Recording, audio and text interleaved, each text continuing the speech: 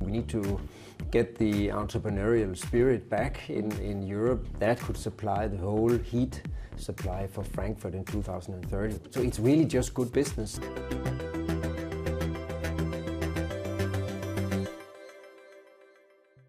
Welcome to The Big Question, the series from Euronews addressing some of the biggest topics on the business agenda. I'm Hannah Brown, and today I'm joined by CEO and President of Danfoss, Kim Fausing. So thank you very much for joining us.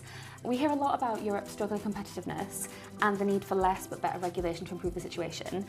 But in your opinion, what else can European businesses do to become more competitive? So what can we do in Europe? I think there's several things we need to do. We need to get the entrepreneurial spirit back in Europe. We need to get investments and believe in the future back. So we need to invest more. Changes cost money, and I would like to say that in a Danfoss perspective, one of the big opportunities I think we have when we talk competitiveness is really competitive decarbonization. We have it in our genes in Europe. We have the technologies here, and it can make a very big difference on competitiveness. And actually, just to sum it up, I think it is also the right perspective for decarbonization, because we would not like to decarbonize and become not competitive and not being able to compete out there.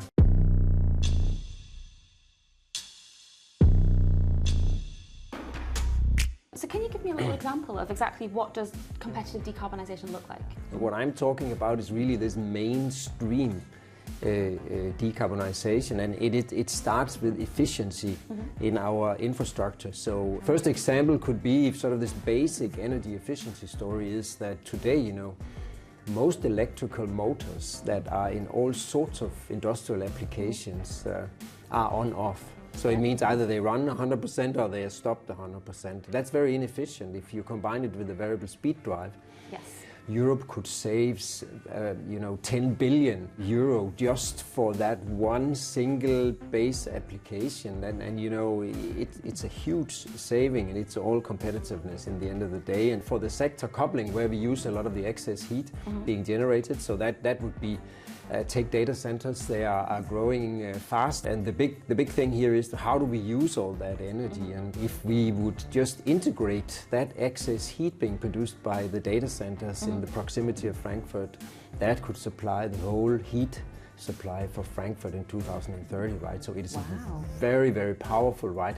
That's what we mean with competitive decarbonization. For businesses that want to go down this path, what do they need to be thinking about to make this transition? We are decarbonizing Danfoss as fast as we can, and it's going very well, by the way. We have very large sites that are already carbon neutral today. So what they need to think about is to find all the projects where you have very short payback time. So it's really just good business. So when we decarbonize our large manufacturing sites, for example, we don't do any projects that has a payback time of more than 3 years.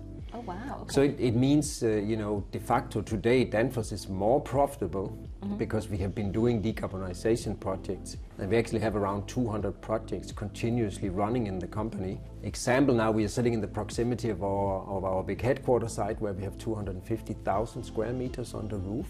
We have there reduced 70% of our heat consumption, and we are not less people or producing less there. We have saved around 50% of our electricity consumption, and of course that's a lot of money, and it's money we can use for investing in innovation or whatever we do with it, right? Yeah, that's brilliant. And you said that you don't do anything that takes more than 3 years to pay back.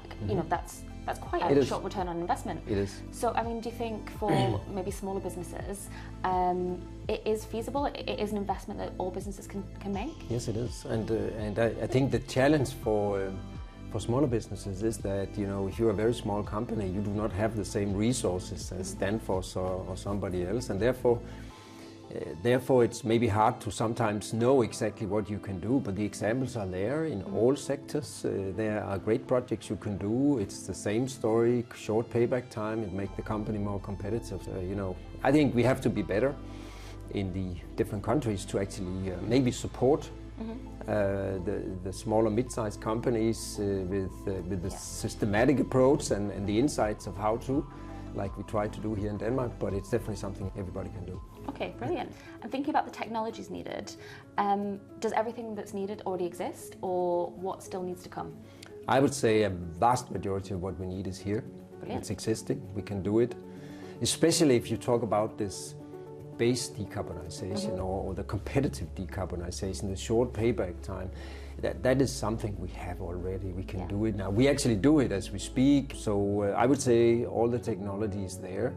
So I'm not concerned about the technology. I'm very concerned about the lack of consistent regulation, because right now we have a fast move on launching renewables. I also think back to COP28. It seems that we are almost trailing towards the tripling the renewables by 2030, but we are not picking up on energy efficiency, and that is needed if we want to hit our targets, right? So that's really the big thing, and it's also where we have the short payback times and so on. So I think my concern is that we do not have today an effective and longer term regulation and attractive incentive schemes where if some of our small companies, they find the projects that they could maybe have a tax reduction or something that they could understand and apply immediately, right?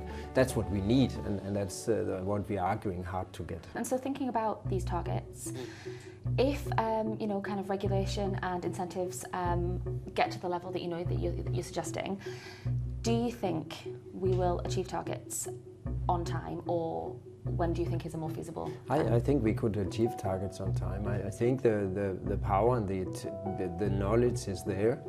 I think what is unfortunate right now is we have landed this stop and go.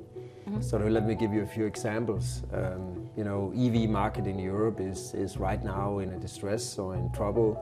Heat pump market is down 50% in Germany year over year. Actually, I just saw a survey that where they looked at 10 largest heat pump markets in Europe, and 9 out of 10 are not seeing any development in the heat pump side, whereby we know it's the most effective, at least one of the most effective technologies, right? We see it in large heat pumps and in industrial applications, because companies like Danfoss, we commit to science-based targets, and most large companies do that, and that's actually really growing fast, large industrial heat pumps. But if you go to the residential side, it's way down, right? The same for district heating, it's down. And therefore we need to get that back on track. Yeah, brilliant. Thank you so much for your time today. It's been really fascinating to talk to you Thank you. on the big question. Thank you very much. Thanks for the invite.